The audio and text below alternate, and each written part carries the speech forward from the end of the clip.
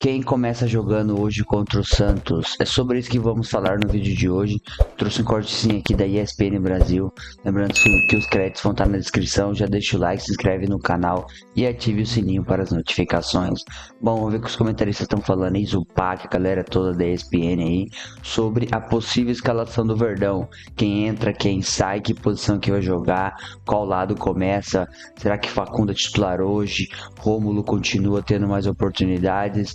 E o centroavante Thales começa ou não jogando como titular. Eu tô ansioso para ver a volta de vários atletas aí, como Felipe Anderson, que eu deposito muitas fichas nele esse ano, que para mim o ano passado foi o ano da adaptação, e agora com a temporada, desde a pré-temporada ele participando com o elenco, eu acho que ele vai ir muito bem.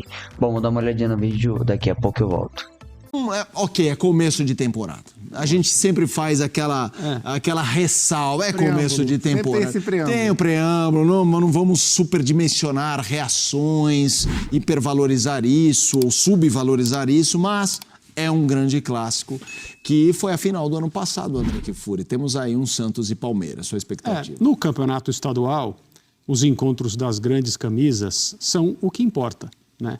É isso. E quanto mais tarde no campeonato essas camisas se encontrarem, as fases são mais importantes, eventualmente a final, a disputa de um troféu, é o que existe hoje de importante, seja aqui em São Paulo, no Rio de Janeiro, no Rio Grande do Sul, em Minas Gerais, é que aqui no estado de São Paulo nós temos 4 times grandes, e envolvem a enorme maioria dos torcedores, e quando eles se encontram, é isso que acontece, a gente fala do choque das camisas, mesmo que por um torneio que esportivamente não seja o objetivo desses times, faz tempo que não é, e o ano do Palmeiras em 2024 mostra muito bem essa situação e de como as coisas já mudaram, e do ponto de vista interno dos clubes, o nível de valorização ou desvalorização do campeonato estadual seja absolutamente claro para todo mundo. O Palmeiras ganhou o estadual, legal. Se não ganhar o que importa, a temporada é considerada problemática, frustrante, é preciso tomar providências. Já aconteceu diversas outras vezes com diversos outros times. O São Paulo, a última vez que ganhou o estadual, a gente falou sobre isso, saiu da fila, não saiu na época do Crespo, ganhou. Lembramos aqui a geração de São Paulinos que não tinham visto o time ser campeão ainda. Valeu para eles? É claro que sim, o futebol é feito desses momentos, especialmente para as crianças, para as pessoas mais jovens, mas tirou o São Paulo da fila? Do ponto de vista prático do sentimento e do orgulho, não tirou, porque a fila só acabou quando o São Paulo ganhou a Copa do Brasil. Ah, mas então não vale nada o Santos e Palmeiras? Sempre valerá alguma coisa um Santos e Palmeiras, independentemente de qual seja o torneio. Chega a ser um treino de camisa. Por que é pré-temporada e os clubes deveriam estar treinando? Sim, eu considero um treino de camisa, mas a camisa está em campo. O torcedor está olhando, para ele vale mais do que os outros jogos do Palmeiras e os outros jogos do Santos. Então é disso que se trata. Os clubes grandes do estado de São Paulo precisam olhar o campeonato estadual enquanto ele for desse jeito, assim como tem olhado. Os encontros com seus grandes rivais são tratados de uma forma, os outros jogos de outra forma. No dia que algum sábio conseguir reformar tudo isso e colocar os grandes para entrar no estadual mais à frente, depois que houver uma disputa entre os clubes menores para estar com os maiores na hora que a coisa valer, eu acho que nós teremos um campeonato mais legal para os clubes pequenos e médios e mais apropriado, mais correto para os clubes grandes aqui em São Paulo. Zupac, para você eu jogar, ao invés do que esperar, o que está em jogo? Em jogo no sentido de observação, de construção dessa jornada que o André propõe, do lá na frente o que realmente vai valer para Santos e para Palmeiras. São olhares diferentes para o peso do jogo, né? Você vê o que o André falou sobre a importância do clássico nesse Paulistão, né? O Abel. No primeiro jogo, na estreia do Palmeiras contra a Portuguesa, o Abel falou: vou separar o elenco em 2. Um time jogou contra a Portuguesa, outro time jogou contra o Noroeste. Contra o Santos, o que é que ele faz? Volta o primeiro time? Não. bota o time do Palmeiras de verdade, bate os dois times do liquidificador, o time do Palmeiras titular. Então, no primeiro clássico da temporada, não é o time A ou o time B em termos de preparação, é o time titular do Palmeiras, todo mundo vai jogar, porque o clássico, são 3 clássicos nessa fase, e isso é importante para consolidar a confiança da equipe. Por que vale olhares diferentes para cada time? Porque a missão ela é diferente. O Palmeiras tem o seu time montado, quer encontrar a melhor forma para esse time, mas o foco principal do time do Palmeiras está justamente no enfoque da matéria do Rafael Valente, que é o ataque. O ataque. O Flaco Lopes é um jogador hoje contestado. O Abel deu vez ao Tales como titular contra a Portuguesa, se movimentou, tentou encontrar o espaço. O Tales veio do banco contra o Noroeste e aí ele jogou com o Flaco. O Flaco jogou de atacante pela direita, com o Tales entrando como atacante. O Tales fez o gol.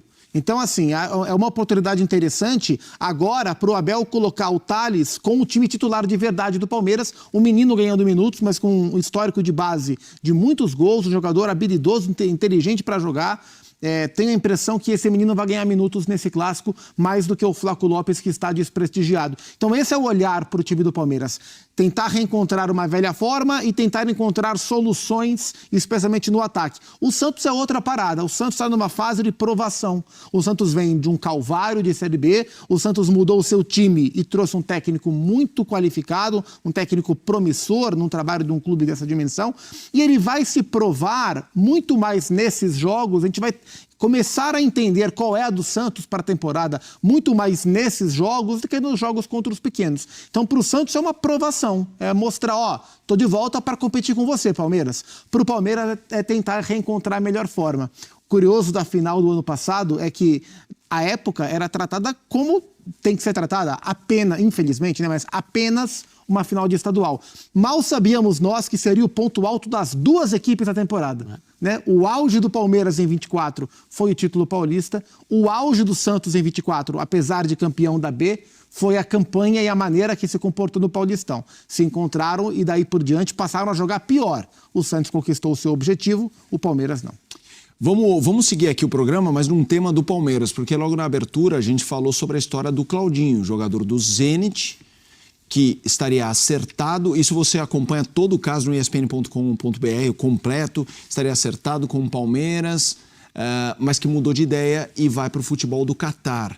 A Leila Pereira, presidente do Palmeiras, deu uma declaração ao Globoesporte.com dizendo o seguinte: nós entramos em acordo com o Zenit e o Claudinho aceitou a proposta. Eu conversei por telefone com um jogador que por 2 vezes deu a sua palavra de que viria para o Palmeiras. Ele me disse que não queria jogar no Catar. Nas últimas horas, enquanto trocávamos minutas contratuais com o Zenit, fomos surpreendidos por uma ligação do representante do atleta dizendo que houve uma mudança de planos, mas o futebol é assim mesmo. Fecha aspas, é a declaração da presidente. Claudinho, um ótimo jogador. A Leila tem como característica... Você pode concordar com o que ela fala, ou discordar do que ela fala, mas ela sempre costuma ser muito certeira no que ela fala. Ela tem essa coisa de você acreditar quase na totalidade do que ela fala, André, sobre as coisas. Aqui a gente tem a versão dela, mas me parece muito claro que esse é um cenário bem descrito, embora o Claudinho também tenha que se expressar, enfim. Quero te ouvir sobre esse tema, André. Essas coisas são comuns no futebol, né? Não precisa chegar a esse ponto de acordo muito claro para todo mundo, mas até mesmo depois de assinar, as pessoas têm o direito de mudar de ideia e, dependendo daquilo que assinaram, vão ter que fazer o que se comprometeram a fazer, né? Quando há multa, quando há algum tipo de compensação. O Dudu, recentemente, resolveu sair do Palmeiras e mudou de ideia. Algum tempo depois, ele de fato saiu e foi para o Cruzeiro. Aparentemente, o que aconteceu, de acordo com o que disse a Leila, presidente do Palmeiras, o Claudinho mudou de ideia e não quis ir para o Palmeiras, e ele vai tocar sua vida em outra direção. Ruim para o Palmeiras porque seria um jogador de muita capacidade, muita qualidade para o Palmeiras ter no seu elenco. Tenho pouca dúvida do sucesso do Claudinho no futebol brasileiro, mas é aquilo, como encerrou seu comunicado a presidente Leila. O futebol é assim, essas coisas acontecem. Certamente ela já contratou jogadores que tinham, talvez não se apalavrado com outros e resolveram escolher o Palmeiras no último momento, mas na sua trajetória como dirigente ela já viu isso diversas vezes. Assim, com os mesmos personagens quase. Felipe, que é bom de ditado, como que é o negócio? A banca paga... A banca dá e toma, não é isso? A banca dá e a banca toma. No ano passado a gente contou aqui, a gente trouxe aqui a informação, a gente comentou aqui a informação. O Al Sadd do Catar tinha um vínculo assinado com o Abel Ferreira. Isso. E o Palmeiras fez o Abel mudar de ideia e não ir para o Al Sadd. Perfeito. Agora as coisas se inverteram. O Palmeiras tinha um acordo com o Claudinho. O Al Sadd foi lá e fez o Claudinho desfazer o acordo que tinha com o Palmeiras. Pode-se questionar até que ponto o Abel foi profissional com o Al Sadd, até que ponto o Claudinho foi profissional com o Palmeiras, mas é o que a presidente falou. O futebol é assim. Vamos apresentar, porque o Claudinho já esteve na mira do Flamengo. Sim. E o Marcos Braz, a época que a negociação não deu certo, aí a gente tem a... Isso é de hoje.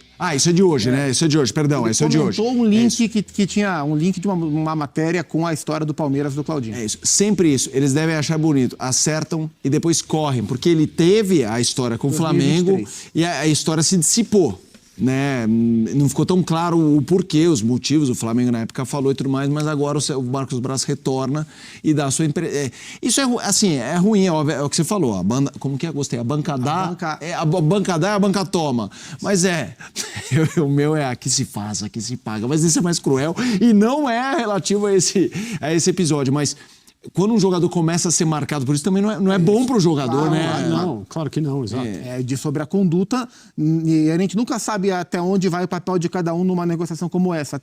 Até onde é a decisão do jogador pura e simples, até onde é a influência ou a opinião ou a tomada de decisão de quem representa o atleta, mas o pacote profissional Claudinho como um todo fica em questionamento nesse tipo de situação quando se repete um padrão de comportamento. O futebol é assim.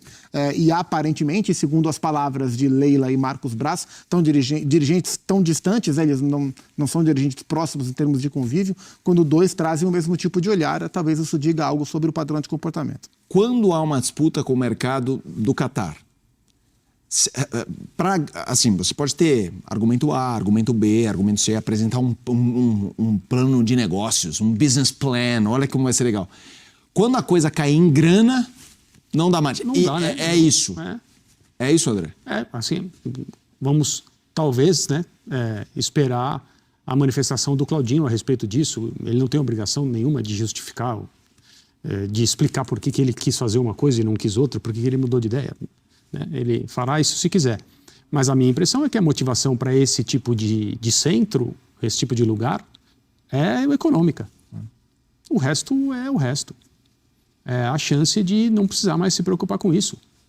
O velho argumento que a carreira é curta, de fato. Isso é um clichê, mas é real. E a conta é muito desproporcional. Muito mesmo. Então, eu não acho que todos os jogadores sempre tomam decisões com base na parte financeira onde vão ganhar mais. Não acho que seja assim. Já vimos casos diferentes. Os jogadores tentam buscar ganhos que não sejam os financeiros, mesmo que o salário seja menor, em outro lugar. Mas eu acho que quando a disparidade é essa, e se tem uma oportunidade tão grande que não pode passar, que talvez não aconteça de novo, a razão principal, a motivação principal é econômica. Ô Zupac, e aí tentando ver o lado do Claudinho. A gente está falando de um ótimo jogador, que o melhor momento talvez do Red Bull Bragantino tenha. Ele foi um dos protagonistas, craque de Campeonato Brasileiro e tudo mais.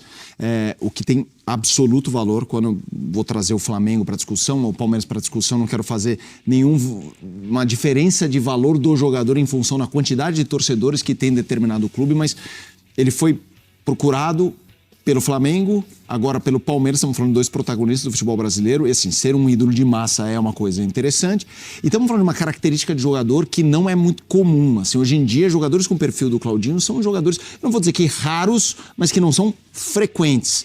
qual é o valor de um Claudinho para o mercado brasileiro? De fato, é um cara que quem trazer vai ter que fazer talvez a sua principal força-tarefa de uma temporada para trazê-lo? Ele é um jogador que chegaria na maior parte dos clubes com esse status de ser um jogador único no elenco. Assim, ele não é um craque, mas ele é muito bom jogador.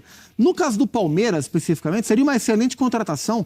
Assim, claro, excelente contratação. Mas o Palmeiras tem alguns jogadores de características semelhantes. Sim. O Palmeiras tem o Felipe Anderson. Mas o Felipe Anderson não jogou nada. Mas a carreira do Felipe Anderson não são os 5 meses de Palmeiras, né? O Felipe Anderson é um jogador muito bom. O Palmeiras tem o Maurício, que é um jogador que tem características minimamente semelhantes. O Palmeiras contratou o Facundo Torres, que é um jogador que tem características minimamente semelhantes. O próprio Rafael Veiga, dependendo de onde cada um jogar, também ao meia, com finalização, com chegada. Então, assim, entendendo que o Claudinho seria um ótimo reforço para o Palmeiras, especialmente pensando nesse elenco pós-Estevão, depois do Mundial, quando o Estevão for para o Chelsea, mas o Palmeiras não é carente de jogadores como o Claudinho. Ele seria mais um grande jogador para um setor onde o Palmeiras já tem, fortaleceria ainda mais. Mas ele saiu do Brasil como craque do Brasileirão, ele foi para um clube que costuma despejar muito dinheiro para contratar jogadores, que é o Zenit.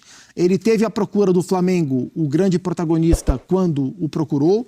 Teve agora a procura do Palmeiras, um dos maiores, ou o maior protagonista, junto com o Cruzeiro, desse mercado atual, em termos de compras. É um Palmeiras que vai se colocando como um predador de mercado. E ele vai para um centro onde também se despeja muito dinheiro em cima do jogador. Então, é uma valorização da carreira do Claudinho em termos de status. Agora, esse movimento para o Al-Sadd, não em termos competitivos, mas ele se fortalece em termos de valor de marca, de procura por ele. E certamente daqui a 6 meses, 1 ano, 1 ano e meio, quando ele pensar em se movimentar do Catar para algum outro lado, seguramente os times brasileiros, predadores do mercado à época, vão pensar e vão procurar o Claudinho também. Vamos lá, a gente tem mais um assunto envolvendo o mercado do Palmeiras, só que é sobre saída. Estamos falando do Vitor Reis. Ele, zagueiro mais caro do Brasil, hein? Ele foi pro... Ele só foi pro Manchester City e já falou por lá. Significa a realização de um sonho, né? Acho que desde criança eu sempre sonhava com uma oportunidade dessa, de jogar num clube do tamanho do City.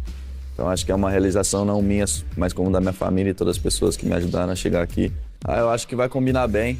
Eu acho que como o City gosta de jogar com a bola, gosta de jogar desse jeito, também gosto. Eu acho que é meu estilo de jogo também. E eu acho que o City já demonstrou essa confiança para mim, de querer me contratar, então eu já fico muito confiante. Eu acho que vai ser um grande desafio na minha vida, mas eu acho que todo jogador que quer jogar mais elite do futebol tem que vir para cá jogar uma Premier League. E eu acho que eu vou ter muita dificuldade para me acostumar com o clima e um pouco na física também. Eu acho que isso vai me atrapalhar um pouco. Eu já conversei com o Savinho, já troquei um papo com ele, um garoto muito legal que me chamou, a gente trocou uma ideia, então acho que isso ajuda muito no acolhimento. Vamos lá, Pix generoso, maiores vendas de zagueiros no Brasil. O Vitor Reis bate o Beraldo, que era uma negociação do ano passado, né? Total em milhões, e bate bem 35 a 20, né? A venda do Beraldo do São Paulo pro PSG. O Vitor Reis vai ao Manchester City. O Murilo, 2023, 13 ao Forest. E olha o que ele tá jogando lá. Aliás, hoje anunciou a renovação até 29 do Nottingham Forest. Será um assunto rápido aqui, mas... Furei você tá que isso não é possível. Mina, 2018 pro Barcelona. Breno, jogador do São Paulo, para o Bayern de Munique. 7ª cifra em geral. Essa venda do Vitor Reis é a 7ª no total, a mais volumosa no sentido de valores para um zagueiro, André Kifuri, que é curioso, né? Como nos últimos anos, vamos falar do Vitor Reis, mas como o Brasil virou uma referência também de zagueiros, né? Inclusive nessa época que muita gente fala, a seleção não tem mais jogadores. Há uns 10, 15 anos a gente vê zagueiros protagonistas no futebol internacional e agora o Vitor Reis... Vocês viram aí toda a análise do Verdão aí, falando muito sobre Claudinho, sobre a Leira aí, falando que ele estava apalavrado com o clube e no final escolheu ir para o Catar. Assim também o diretor do Flamengo aí comentou um pouquinho, bastante chateado com a situação. E o Palmeiras hoje enfrenta o Santos aí, temos tudo para o primeiro clássico do ano, começar com o pé direito e buscar a vitória, beleza? Trouxemos aí uma análise aí dos comentários da ESPN, Zupac e toda a equipe, falando um pouco do Verdão, quem joga, quem não joga e as possíveis novidades. Realmente essas negociações aí que o Palmeiras virou novela e não se concretizaram, chateou parte da torcida, né? Andrés Pereira, Matheus Pereira, agora o Claudinho, nenhuma vingou e são posições que o Palmeiras está extremamente necessitado e vamos ter que buscar um centroavante agora. Como eu tinha dito no vídeo anterior, Paulinho pode ser esse camisa 9, mas a gente precisa também de um centroavante de origem. Vamos aguardar a movimentação do mercado e se a gente consegue fechar com algum nome de peso. Beleza, turma? Se inscreve no canal, deixa o like e até a próxima.